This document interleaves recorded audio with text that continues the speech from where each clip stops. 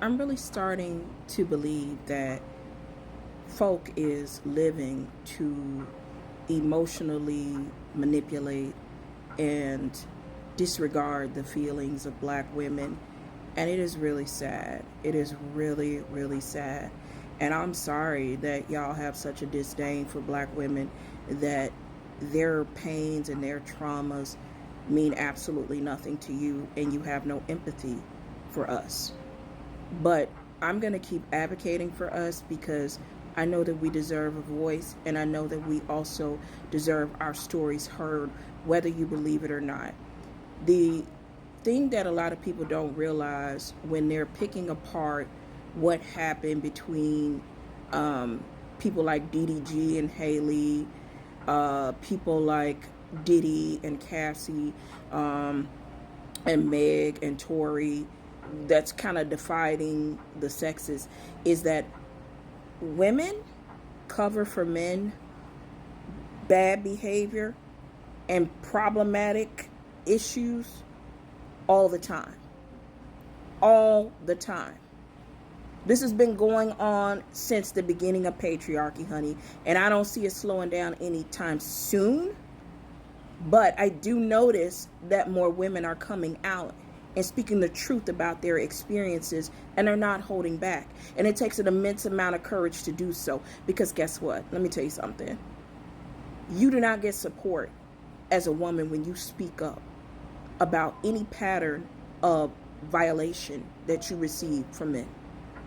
There isn't a lot of that happening. And I think more so in the black community, what it points to is this idea that the black man is constantly under attack and being scrutinized by every institution, and they are in such a situation where the police and things like that are always after them. So because of the police being after them all the time, because of the constant scrutiny that they receive, black women are charged with the responsibility to control the narrative, control the optics, suffer in silence, never speak up about it, never speak the truth to power.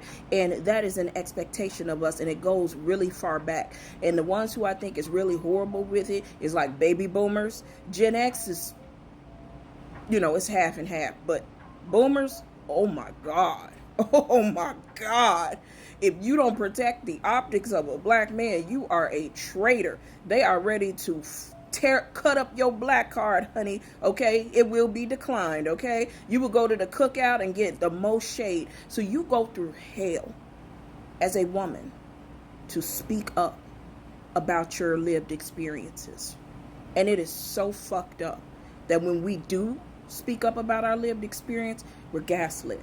And one of the things that I told you guys is that, and I've told you this on several different occasions, black women, even though it's not true, and I don't agree with it, we have a lower social currency than women of other races, meaning that they don't place a lot of value on us outside of our labor. We have to work to be valued, unlike other women who get intrinsic value naturally for being women. And our men feel contempt and resentment for us when we try to work to overcome the low value placed on us by society. But that's another story for another time. In these situations, I know that there is just not this victim and then there's this monster. I know that these women got mouths. I know that these women probably said things or did things, or it gets hairy. It gets thick. But we're talking about crimes here versus being agitated. A man can be agitated and ego can be bruised by a woman all day. But you take it to the level of a crime when you put your hands on her. You take it to a level of crime when you commit acts of violence or SA. Okay? A woman's smart mouth is not a fucking crime. A woman bruising an ego is not a fucking crime. So in the case of Hallie and DDG, I think she bruised his ego. In the case of Diddy and Cassie, it was an abuse of power. In the case of Meg and Torey, to be continued. We don't know the exact ramifications at this time because of new information.